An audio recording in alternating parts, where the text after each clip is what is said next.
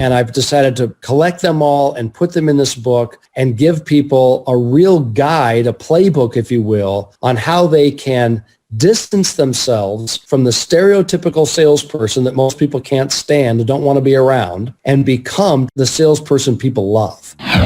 Welcome to the My Future Business Show, where we get you in front of your best audience and keep you there. Not only are we interviewing the biggest names in business to help you become even more successful, we're inviting you to book your spot on the show to help you grow your business. So at the end of the call, make sure you fill in the interview application form at myfuturebusiness.com/interviews. Hi, and welcome to the My Future Business Show. It's Rick Nusky. I'm your host, and today I'm super excited to have the wonderful Rob Cornilles on the show with me. How are you, Rob? Hey, Rick, I'm well, thank you. Thanks for having me on your show. Oh, it's absolutely my pleasure, Rob. Now, for everybody who doesn't know much about Rob, you soon will. He is the founder and CEO of Game Face Inc., which is his sports and corporate sales training business. He's also the host of the Game Face Execs podcast, and he's author of Amazon International bestseller, The Sales Game Changer, How to Become the Salesperson People Love. Now, we're going to be covering all of those things in a short moment, Rob. But what I like to do first is just to unwrap your life a little bit and start by asking you, where are you located? We're located in the United States and in Salt Lake City, Utah. Fantastic. Now, not knowing much about Utah myself, what is one of the most memorable landmarks in that location? Well, there's certainly the Great Salt Lake, and the Wasatch Mountains is where people come from all over the world for skiing. And in fact, the 2002 Winter Olympics was held in Salt Lake City, Utah, and Park City. So it's a fabulously beautiful place of the world. And I relocated here 5 years ago from Portland, Oregon, and I have thoroughly enjoyed the relocation and the scenery, the outdoors, the people. It's just a marvelous place. I think you've wrapped up my next question. What do you love about the place the most? It's obviously the people, the scenery. Do you enjoy hobbies and sports? Do you do much with yourself in that regard? Well, I do enjoy running. I've taken up swimming over the last couple of years, and I happen to live, though Salt Lake City is the most prominent lake in the area, in the region, certainly in the western United States. I happen to live on a lake south of Salt Lake City that has hot springs, and so I get to swim 24/7, 365 in a hot springs pool. I'm going green with envy. Oh, and it snows a lot in Salt Lake during the winter time. In the summer, it's pretty warm, but in the winter when it snows, there's no greater feeling than to be swimming outdoors with nothing but your swimsuit on while it's snowing on you. Oh, here. I can only imagine. Thanks for sharing, Rob. Hey, Rob, I've noticed that you have a beautiful family. I wonder, are you pet lovers in general? Well, we are. We've had dogs. We have 3 sons, my wife and I, and we've had dogs throughout our lives together and with our children. So we enjoy that, but and I don't fault you or blame you for asking that question, but sadly, about 2 weeks ago, we lost our pet. After about 15 and a half years, it just became time. Yes, so it was one of those decisions that had to be made quite quickly. Anyway, so we're recovering from that. Yeah, look, all the best in that regard. I know that when one door shuts with a beloved pet, another one will open for sure and certain. Now, I want to wind back even further for you personally. I want to go back to your childhood days. What did you love doing that you can remember fond memories of? Well, I was kind of a loner as a kid. I mean, I loved people, loved friends.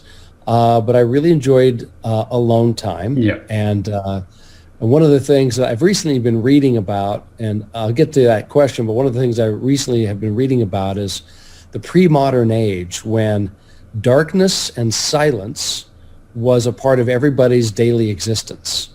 They didn't have artificial light. No. And there weren't streets with a lot of commotion and traffic. And so when I was reading about that, I was thinking, that's what I really cherished and relished as a child. But I grew up enjoying sports. I was never, I was never the all-star, but I enjoyed playing sports throughout my younger days. And I grew up with a large family. I had 6 siblings. And I was there were 7 kids, so I was number 6. And so trying to get attention at that number is really hard. You're not the baby. So I kind of enjoyed comedy and things like that as one way to get attention. So I miss those days when comedians were funny. Yeah. And life seemed a lot simpler. Now, Rob, you just touched on something I'm really interested in. It's about reading as a child. And I wonder, do you recall any books that had an impact on you as you moved into adulthood?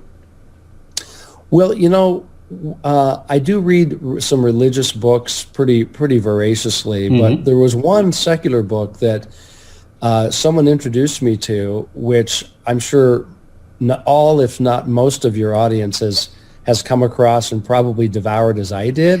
But it did make an influence on me as a young teen, and that book was Dale Carnegie's How to Win Friends and Influence People. Oh, yeah. It just really rang true to me, and it felt very natural when I read it, as though, of course, this is the way we should all act and treat one another. So anyway, that book, I think, was a good guidepost for me to see where I was doing in my life and what I could be doing a lot better. Yeah, thank you for sharing. Now, this is probably a good segue into asking you, Rob, what was your, or at least the one that you can remember, your first entrepreneurial experience? Well, my first one was probably when I was a young Cub Scout. And I suppose you know what a Cub Scout is. Yes, right? I was a Cub Scout and a Scout. Right, so the precursor to Boy Scouts. And so I was probably no more than 7 or 8 years old. And there was a Cub Scout conference coming to our town. And it was a big convention. And I was told that if you could sell tickets to that convention, that the Cub Scout who sold the most tickets got a free 10-speed bicycle.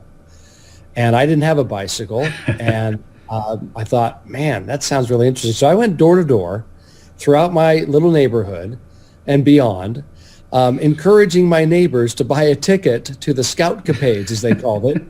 Of course, none of these people would ever have any interest in going to this conference, but of course, they saw that this young boy was trying to be enterprising, so they each, bought one ticket, spent $1 on it, and eventually I got up to a certain level, and then I remember a week before the conference, something happened where it took me off the street, so to speak. I had to attend to some other stuff, and so when they finally announced the winner, I came in second. Oh, so, you got half a point. Right. So I didn't get the 10 speed. I did get a backpack. That's what they gave to the second place winner. I didn't have means of transportation to get to the actual conference, so I never even attended myself. I was just told, hey, you got second place, and we're sending you a backpack. Oh, that's wonderful. Yeah, I learned a good lesson, though. That is, you got to run through the tape, as we say, right? Yep. You can't think, well, I've done enough. Yep. Because you never know who's doing a little bit more. They're raising the bar all the time, aren't they? Your competitors, you've got to be aware and alert. And this is one thing I want to do today on the call with you, Rob, is to tap into that knowledge of your experiences and what people should be thinking about. And I guess that's a really good entry into the next question, which was when you experience success, it's nice to be busy, but we've got a finite amount of time on this earth. Do you think it's important to have some away time from business? Well, I do, but I don't always practice what I preach. Ditto. Because I have this insatiable appetite for just doing, because I think I learned this lesson as a young Cub Scout, just doing a little bit more. And so really keeping in mind that, in sports, for example, and you can see there's some sports stuff around me, I live in that industry, not full time, but I live a lot in that industry over the last 30 years of my life.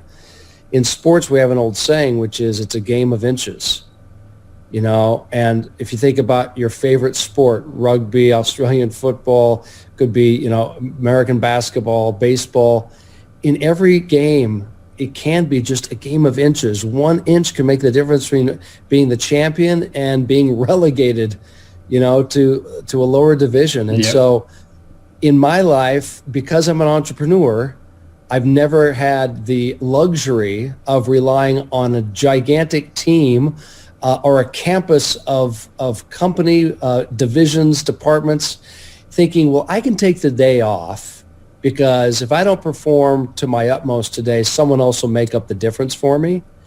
So as a result, and I don't mean to be pessimistic, but this is, you asked the question. So I think to a fault, and it is a fault of mine perhaps, I always have viewed the glass as half empty as opposed to half full. Why? It's not because I'm a negative person. I'm a very hopeful person, and hope is what brings me joy. However, I just always recognize that I have to rely on my own resources. I can't wait for anyone to do my job for me. You're only as good as your next sale. You're only as good as your last client. And so I've just never been comfortable resting on my laurels. So as a result, as my wife would tell you, and I'm speaking now quietly because who knows, she could be listening to this. Guaranteed. I tend to take work with me on vacation too often. No. Yeah. So I know you have a lot of listeners out there, Rick, who could probably give me some good advice on how to turn that around in my life. And I'd be open to that. So that's probably the one area where I need to make improvements. In fact, I don't think it, I know it. You know what? I like the fact that you're human, because nobody's perfect, and those who present themselves as if they were, they don't come through as genuine and authentic. So, it's a credit to you. Now, I know that you've worked with some incredibly talented individuals across tech, manufacturing, products and services, professional, financial services, media. The list goes on and on. You've had Hall of Famer conversations. The list goes on and on. I could talk for minutes on just that alone. But when you talk to incredibly driven people who are achieving amazing success in their chosen field, do you find that there's a common thread? I think that's a very intriguing question.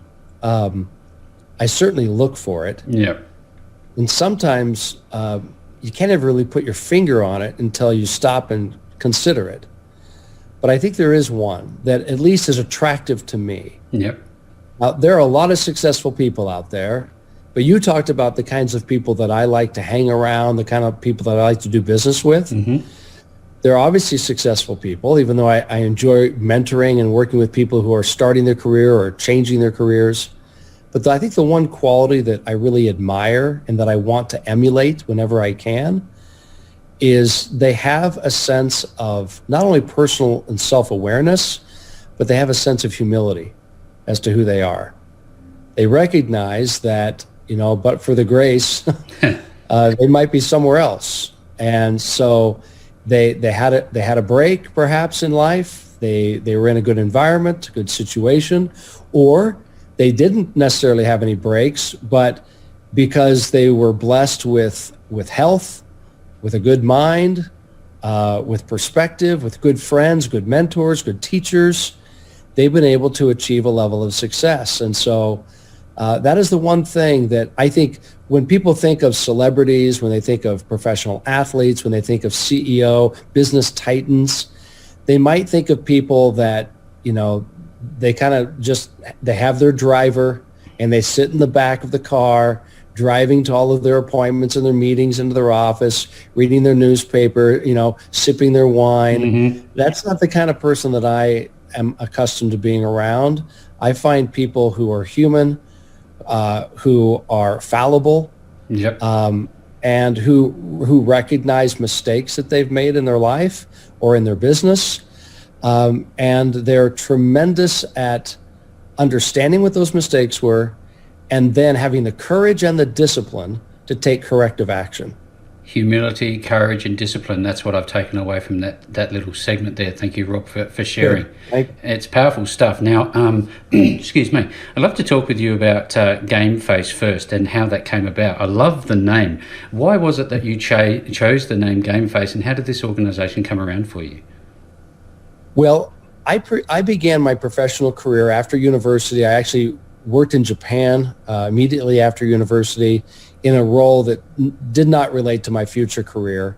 When I came back from Japan, I was working for the National Basketball Association, but more specifically, I took a job with a particular club called the Los Angeles Clippers. Oh, yeah. And in those days, in the early 1990s, it was a really bad team on the court. But they produced some pretty good executives over the years. And so when I took a job, it was in a sales role. I had no aspiration to be in sales. I don't think anyone grows up around the kitchen table being implored to get into sales. I want to be in sales, Dad. Yeah, right. So that was never in my purview. However, it was an opportunity to join a club, to join an industry that I never even considered it. But when the opportunity was presented, I thought, that sounds really interesting. I'm not a sports junkie, but I appreciate sports. There are many life lessons to be learned from sports. And not to mention the social good that it does within a community, within a country. Mm-hmm. So that opportunity, when it was presented, I took it. I had some success doing it, the job that I was given. I surprised myself, quite frankly. Baptism of fire, as such? Oh, absolutely. Yeah. I was walking on coals every day. But I found some success in that role.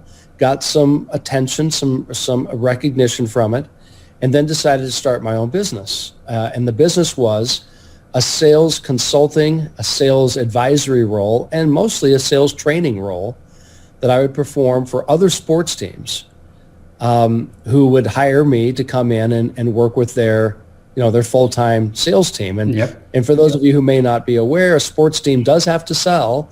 It's a sales-driven industry because we have to sell tickets and sponsorship and branding. They are businesses, aren't they?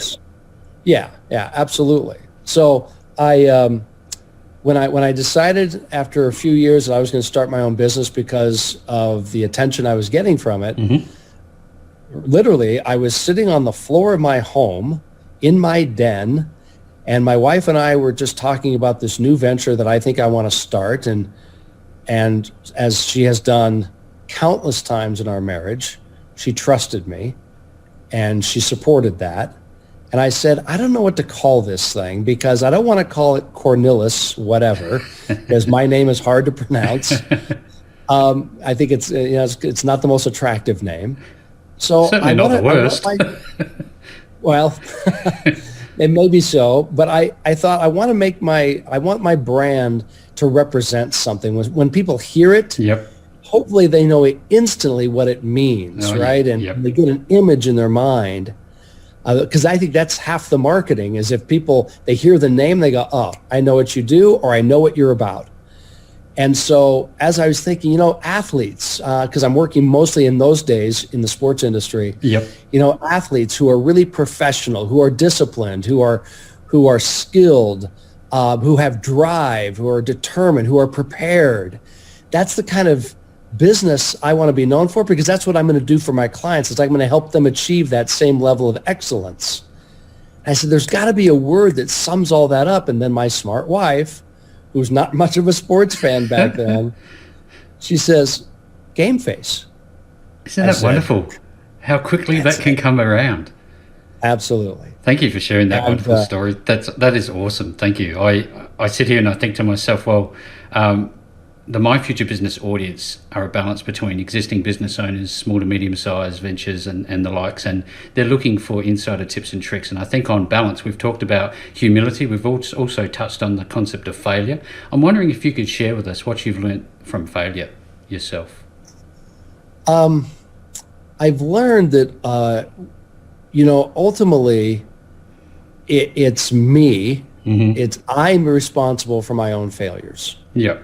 Taking on that responsibility. And once again, I think that's where I think humility comes in. I think self-awareness comes in. And recognizing that, I may have chosen the wrong person to do business with. Yeah. I may have chosen the wrong product to purchase, but ultimately that's on me. I should have done my due diligence. I should have been more tedious in my research. Because as one example, I'm not saying that my failures came in hiring people, but just one quick example is that we've often been told that we hire too fast and fire too slow. Yep. It's kind of a weakness of most entrepreneurs because you've got a problem that you need solved right now, and you're looking for someone to fix it for you so you can move on to the next issue. And so someone walks along your path and they look reasonable and they look, like a decent person, and they can fog a mirror, and you say, well, that's great. I'll hire you. Yep. And then if it doesn't work out, you say, well, that person just didn't have the qualities they told me they had, or that person wasn't a good fit. No, yep. It's my fault that perhaps that thing didn't work, right? That relationship, or so I think that's the biggest thing I've learned from failure is just take responsibility. And I'm not saying I'm perfect at that, but the older I get, the more mature I get, the more I recognize there's no harm in owning up. Because I think that's the kind of culture you want to build within your team. You've talked about due diligence. Obviously, there would be due process. Do you think over time, as you hone your personal skills, that you become more intuitive? Can you feel something when it's happening? Absolutely. Yeah, that sense starts. That sense becomes keener in you through that experience. And you also, I've learned that you learn to trust that sense more. Yeah. Some people, I have a friend who I actually had as a guest on my podcast. He's a well-known Hollywood actor named Glenn Morshower. He's been in hundreds of projects, both film and television. Mm-hmm. And he calls it the whisper. He says we have to learn to hear and then trust the whisper. And so I really like that expression. Yep. But I do think your ear gets more tuned into the whisper, the more experience you have, and the more you willingly accept it, as opposed to fighting it. And you just let your intuition take over. Your intuition is probably the most honest part of your soul, and so I've learned to trust that. Yeah, thank you for sharing these insights. They're wonderful. There was a time there, Rob, where I was thinking to myself, do I really trust this person? And then I learned a lot about intuition. So thank you for providing some more clarity around it. Now, we've touched on lots of things throughout the call today. We've talked about how Game Face came about, but I'd love to talk about more of the detail behind Game Face, some of the things that you actually do, because you help both corporates and sports organizations. Is that right? I mean, I don't know how you separate the two, but obviously you do. Well, a sports organization traditionally in our vernacular is a sports franchise, or in the U.S. A collegiate program. So what we do is our business is about 50-50 right now. 50% sports, and I'd even say entertainment companies. Yep. Very prominent brands with a very rabid fan base that one little thing can really set them off. And because they're very passionate about what you do or what you represent, and the fact that you represent their community, perhaps. So there's a real sense of ownership in your brand. So selling in that environment has some real unique challenges, because as a salesperson, say, of the Los Angeles Dodgers baseball team, the World Series champion right now, when you're selling for that brand, whether it's tickets or sponsorship or a big suite inside Dodger Stadium, you have no control over the product on the field. And so with that understanding, you still have to be able to persuade and influence the thinkers in the LA community that an association with your brand will be beneficial to them, whether for their business, their family, their personal relationships, and so forth. So it's a very unique sales environment, because in most other sales industries that I've ever been a part of, if the salesperson detects a flaw in the product or in the process, they can usually go to the design team or the engineers or the marketing department and say, hey guys, I've got a suggestion. We need to make a tweak in this, less green, more blue. And they'll take that feedback and they'll improve on the product. But in sports, you can't do that. You have no say in the roster. And you're not going to make calls on behalf of the manager or the coach. So how do you sell in that environment? Whether your team is a proverbial loser or your team is a perennial winner, how do you sell? Because there are challenges to both. And then the other side of GameFace's business is we take those principles, those lessons we've learned working with sports teams, not only on the field, on the court, on the pitch, but also in the front office, in the business office. Yep. And we're taking those lessons and we're applying them now to what I call real businesses. Companies, like you said earlier, companies in the tech industry or manufacturing or consumer products and so forth. And so we teach their sales staff how they can be more effective calling on their market, whether it be by phone, whether it be in person, whether it be through Zoom, like we're doing today. Yep. So we are an umbrella organization for any kind of sales team, whether for companies or I'd even say for nonprofit organizations that need to raise money. How do they fundraise more effectively? So if you're all about generating revenue, then GameFace could be your advisor and your trainer of your people to make them what we call sales game changers. There are a lot of fundamentals that I talk about with amazing guests on the show, Rob. What is it that you take from, I guess is there an overlap between the sports industry and your typical corporate? Is there an overlap of different techniques that you blend together? Is it a very tailor-made experience per client? I appreciate that question. At GameFace, what we have developed over 25 plus years is we recognize there are certain principles of human interaction, of customer engagement that are universal regardless of industry, regardless of market, regardless of the lifetime of your product or service or even your company. So if you're a startup or if you're a well-established enterprise, so those principles we teach to all of our clients. We train in all of our clients those very universal principles. And then beyond the principles, we have what we call the 7 skills to a successful sale. Yes, I read about these. Yeah, so the 7 skills they're generally very similar from industry to industry or market to market, whether I'm working in Australia, whether I'm working in London, whether I'm working in New Jersey.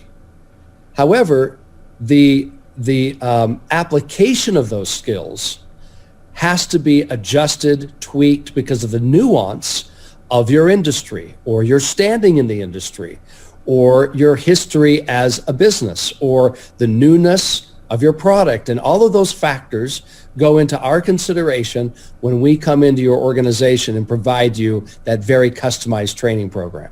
Yeah, thank you for revealing that there. I'm looking at your website now.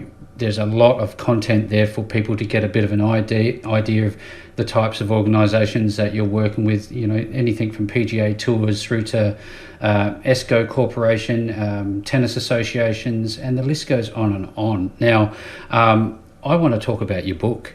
You have an Amazon international bestseller, The Sales Game Changer. What was your motivation behind writing this magnificent book? Well, Rick, my motivation was I got tired of my clients asking me, "Where's your book?" I mean, it was obviously, it's a compliment, and I appreciate the compliment. But for years, I was frankly and shameless. I'm a little ashamed of this, but I was so wrapped up in running my business and in getting onto the flight to my next client and trying to produce positive results for them. And I'm not trying to sound noble or anything, but this is just where my mind was focused. Of course. And at the end of most of my visits, I would have either, the CEO or the owner of that business or their rank and file sales team would just ask me, "Hey, where can we get, you have a book, right? Where can we get your book?" And so I'd always say, it's coming, right? It's coming. It's just around the corner. Yeah, exactly. So blessing in disguise, the pandemic, when it began, its ugly rise a year ago, that was for many of us an opportunity to, quote, stay home. And sure, we could do business virtually like we're doing right now, but it also gave me a chance because many of my engagements, were either canceled or postponed for obvious reasons. Yep. So it gave me a time then to say seriously, okay, this is the year I'm going to do it. And so the Sales Game Changer is really, it's been 25 years in the making. It's taking the experience that I've gained in my own sales experience, and also the best practices, and yes, even some of the worst practices that I've seen out there in industry, and I've decided to collect them all and put them in this book and give people a real guide, a playbook, if you will, on how they can distance themselves from the stereotypical salesperson that most people can't stand and don't want to be around, and transform themselves into becoming the salesperson people love. And so I'm really proud of what it's done so far. I was grateful for how many of our clients around the world ordered it immediately to make it a bestseller internationally in its first day. So we're just really, really pleased with it so far, and we still have more content coming out in the next few months. It's a credit to you. Congratulations. Now, I'd like to ask, Rob, did you find it a struggle? Did the words flow through the pen? And with 25 years experience, was it hard to leave things out? Oh, to your last question, yes. It was like, you know what? This thing could be 500 pages. Oh, yeah. Right? I can imagine. Because, my tendency, as I'm sure you have as well, Rick, your tendency, your desire is you want to give people the benefit of your experience and your best content, and you don't want to shortchange them. But my publisher kept reminding me, Rob, first of all, no one's going to read a 500-page book. War and Peace. And also, there's opportunity to write a second book, Rob. You can always do a second one. So yes, there's as far as the ease by which the information flowed, because I've been doing what I do for so long, and I don't mean to sound as though I don't listen to my clients. Certainly I do, but I'm grateful that I've gotten to a point in my career where I can almost, if you remember the old character Radar O'Reilly on the television show MASH. Of course, yes. Where he could anticipate what Colonel Potter was going to say before he said it. I mean, I can anticipate issues or questions that my clients are facing. I still will listen because every one of them has a slight, there's something that makes it very unique. There's some nuance to what they're sharing with me.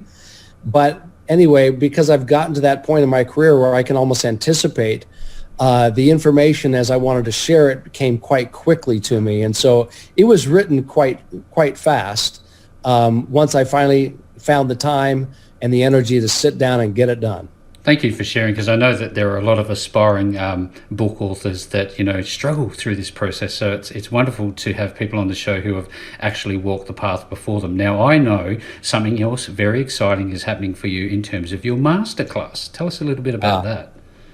Yes, well, to answer the answer to your earlier question is, what do you do when you can't share everything in the book? Uh-huh. Well, that's one of the conclusions I came to, is that I'm going to give people most of my thinking in the book, right? But there's things in between the lines that I wish I could explain further, or that I could alert them to, so that they don't misinterpret, misunderstand, and misapply some of the ideas that I'm sharing in the book. And that's when the idea of the masterclass came about.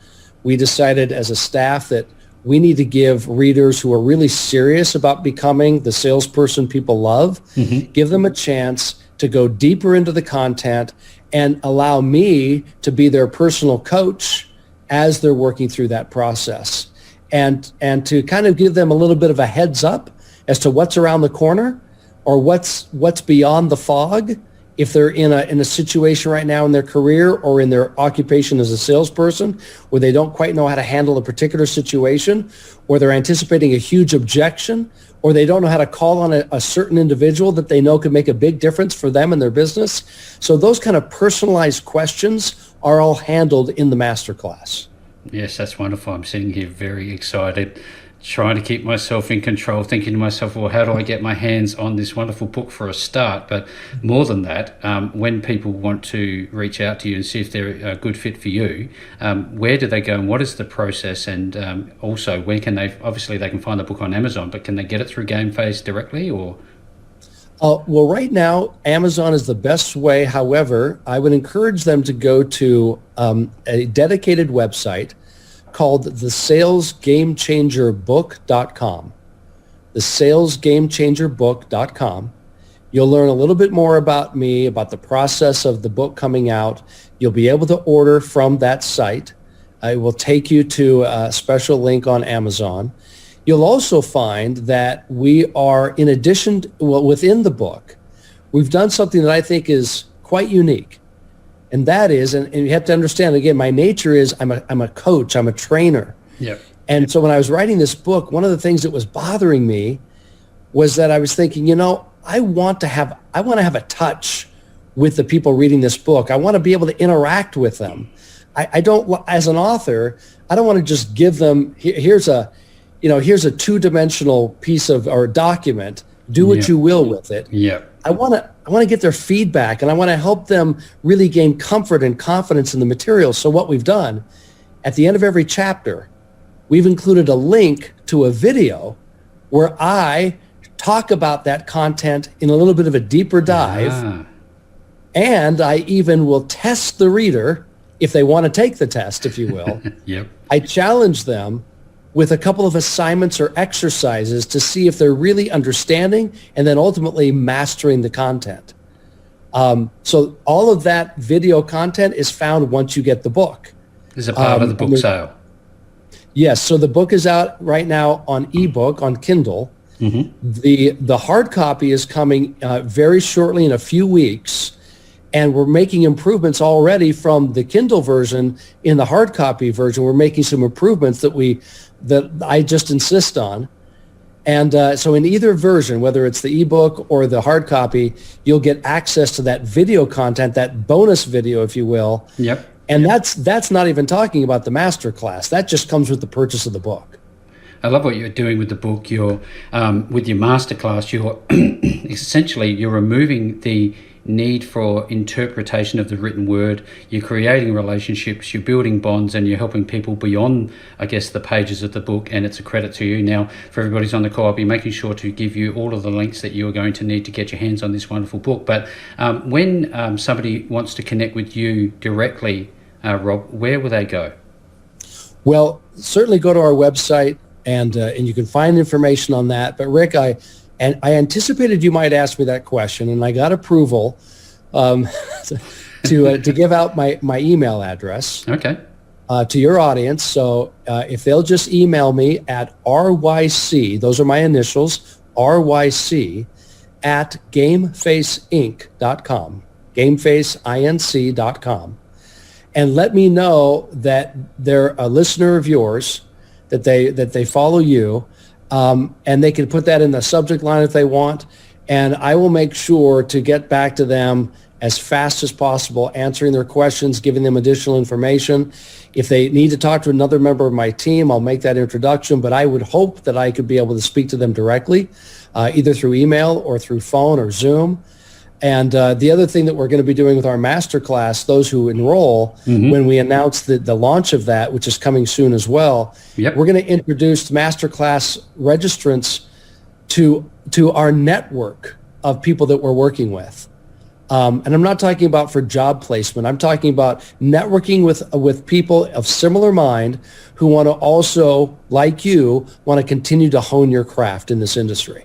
There's some high caliber people in that community. I'm pretty sure and certain of that. And with all that being said, make sure that you find the email below this post. No matter where you find this interview, you will find those links. I'll be making sure of that. And with all that being said, Rob, this has just been a dynamite call full of wonderful content, great conversation. Thank you so very much for joining me on the My Future Business Show today.